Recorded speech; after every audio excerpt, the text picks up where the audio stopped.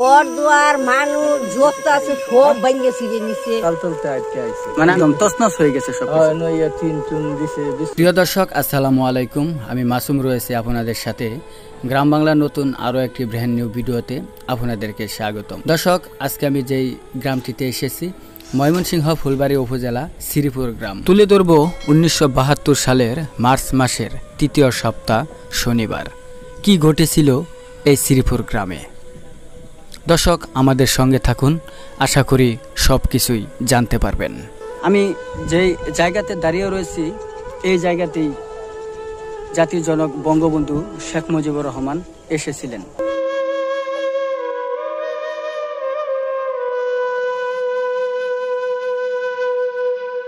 (1972) সালের মার্চের তৃতীয় সপ্তাহ শনিবার শিবগঞ্জ কালীরবাজারের হাটের দিন সন্ধ্যার ঠিক আগে বাড়ি ঘরে ফিরছিল মানুষ। ঠিক সেই সময় শ্রীপুর গ্রামে আঘাত আনে ঘূর্ণিঝড়। কয়েক মিনিটের মধ্যে তছনছ হয়ে যায় পুঠিজানা ইউনিয়নের কালাচর গ্রাম, বাগতা ইউনিয়নের শ্রীপুর, তালতলা, বাগতা দক্ষিণপাড়া, কালনাজানি গ্রাম সহ কালাদর ইউনিয়নের শত ঘরবাড়ি বিধ্বস্ত হয়। শতাধিক মানুষ আহত হয়, মারা যায় অন্তত 5 জন। খবর শুনে প্রধানমন্ত্রী বঙ্গবন্ধু শেখ মুজিবুর রহমান 1972 সালে 3 এপ্রিল সোমবার ঘূর্ণিঝড়ে ক্ষতিগ্রস্তদের দেখতে ছুটে আসেন আমাদের এই ফুলবাড়িয়ায়। ময়মনসিংহ জেলা শহর থেকে হেলিকপ্টারে চড়ে ফুলবাড়িয়া বহুমুখী পাইলট উচ্চ বিদ্যালয়ের মাঠে অবতরণ করেন বঙ্গবন্ধু। সেখান থেকে তৎকালীন ময়মনসিংহের ডেপুটি কমিশনার খসরুজ্জামান চৌধুরীর চিপ গাড়িতে করে যান বাগতা ইউনিয়নের তালতলা গ্রামে। সেখান থেকে হেঁটে ক্ষতিগ্রস্ত গ্রাম ঘুরে দেখেন। এ সময় তার সঙ্গে ছিলেন শিল্পমন্ত্রী সৈয়দ নজরুল ইসলাম, এমপি মোহাম্মদ মুসলিম উদ্দিন সহ অনেক প্রবীণ রাজনীতিবিদ ও সংসদ সদস্য অ্যাডভোকেট মোহাম্মদ মুসলিম উদ্দিন বলেন, বঙ্গবন্ধু যখন ঘূর্ণিঝড়ে ক্ষতিগ্রস্তদের দেখতে আসেন তখন সঙ্গে ছিলাম। বঙ্গবন্ধু হেঁটে ক্ষতিগ্রস্ত গ্রামটি ঘুরে দেখেন। গ্রামটিতে প্রায় 45 মিনিট অবস্থান করেছিলেন বঙ্গবন্ধু। তার ফুলবাড়িয়া আসার খবরে চারদিক থেকে হাজার মানুষ ছুটে আসে তাকে এক নজর দেখার জন্য। জয় বাংলা ও মুজিব ভাই স্লোগানে মুখরিত হয়ে ওঠে এই শ্রীপুর গ্রাম।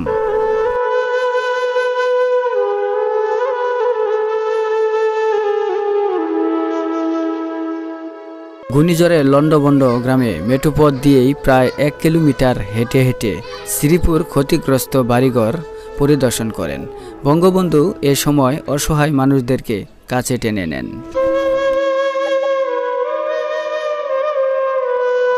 জনক বঙ্গবন্ধু শেখ মুজিবুর রহমান যে এসেছিল, এই ব্যাপারে কি আপনি কিছু জানেন? জানি তো, নামছে মানে এটা কত সালে আসছিল এরকম কিছু মনে আছে আপনার? না, এটা গিনিবা হইছে সংগ্রামের 2 বছর বাদ দিয়ে, মানে 2 বছর পরে এরকম। হ্যাঁ, মানে ঘূর্ণিঝড় হয়েছিল। হ্যাঁ, আইটা তালতলতে আইছে। টিন দিছে, বিস্কুট খাবো না, দিছে। মানে এই যে বিআরডিসি যে একটা কল রয়েছে এখানে, এই জায়গায় কি আসছিল? এই ক্ষেতেই নামছে, মানে এই ক্ষেতে এসে নামছিল। আপনি কি দেখছেন? না, মানে আপনি শুনছেন? শুনছি। দর্শক, আমি যে জায়গাতে দাঁড়িয়ে রয়েছি শ্রীপুর গ্রাম। এই শ্রীপুর গ্রামে এখানে একটি বিআরডিসি গভীর নলকূপ রয়েছে। দর্শক, আপনারা দেখতে পাচ্ছেন তো, এই যে জায়গাগুলো দেখতে পাচ্ছেন, তো এই জায়গায় জাতির জনক বঙ্গবন্ধু শেখ মুজিবুর রহমান এসেছিলেন।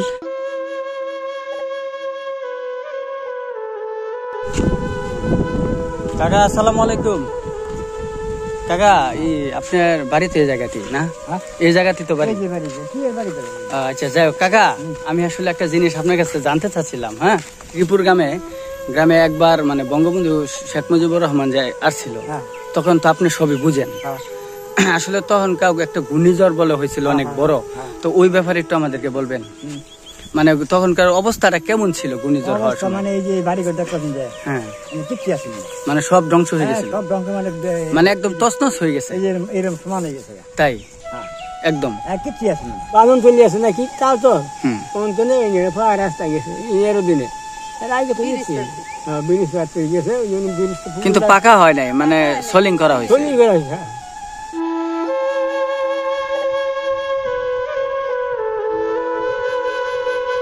এই রাস্তাটি দিয়েই এসেছিলেন জাতির জনক বঙ্গবন্ধু শেখ মুজিবুর রহমান। দেখেছিলেন ঘুরে ঘুরে পুরো গ্রামটি, দেখেছিলেন গ্রামের মানুষের দুঃখ কষ্ট নিজ চোখে। গ্রামে কি ভয়াবহতাই না হয়েছিল সেই দিন।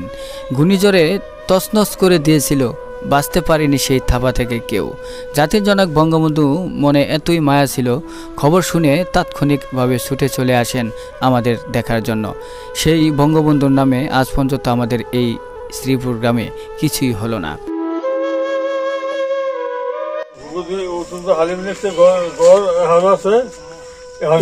এই টিনগুলা কি জাতির জনক বঙ্গবন্ধু শেখ মুজিবুর রহমান দিয়েছিল আপনারে? মানে এই টিনগুলোকে এখনো রাখছেন, স্মৃতি হিসাবে থাকবে। জসিমউদ্দিন মুন্সি বলেন, 1972 সালে 20-21 বছরের যুবক ছিলাম।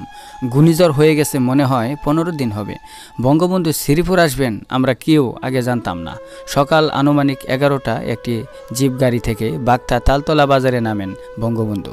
বিশাল দেহের মানুষ, সাদা পাঞ্জাবির উপর কালো রঙের বজিব কুট ছিল তার পরনে। কাছে গিয়ে তার সঙ্গে হাত মিলালাম, তিনি পিঠে হাত বুলিয়ে দিলেন। বীরের কারণে কথা বলতে পারলাম না। বঙ্গবন্ধু ক্ষতিগ্রস্তদের জন্য 5 লাখ টাকা ও ডেউটিন অনুদান দেওয়ার ঘোষণা দেন। আমার মতো যারা ক্ষতিগ্রস্ত তারা প্রায় সবাই বঙ্গবন্ধুর দেওয়া টিন ও 230 টাকা পেয়েছেন।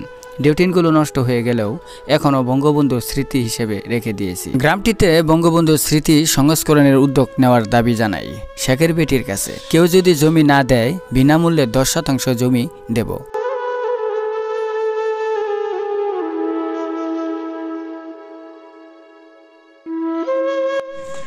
যে রাস্তাটি দিয়ে জাতির জনক বঙ্গবন্ধু শেখ মুজিবুর রহমান হেঁটেছিলেন, এই রাস্তাটি কিন্তু এটা প্রায় এই রাস্তা দিয়ে 1 কিলোমিটার রাস্তা হেঁটে গিয়েছেন। তো এতদিন যাবৎ অনেক পেপার পত্রিকায় লেখালেখি হলেও কিন্তু এতদিন কোনো কিছুই এই এলাকায় তার নামে হয়নি। বেশ কিছুদিন যাবৎ এমপি মালেক সরকার হওয়ার পরে তো আসলে তার চেষ্টায় এই রাস্তাটুকু পাকার নির্মাণের দায়িত্ব নিয়েছেন এমপি মালেক সরকার। তো আসলে উনি বলেছিলেন সংসদে দাঁড়িয়ে যে জায়গাতে জাতির জনক বঙ্গবন্ধু পা রেখেছেন সেই জায়গায় আসলে এতদিন পর্যন্ত কেন তার নামে একটা শহীদ মিনার হলো না।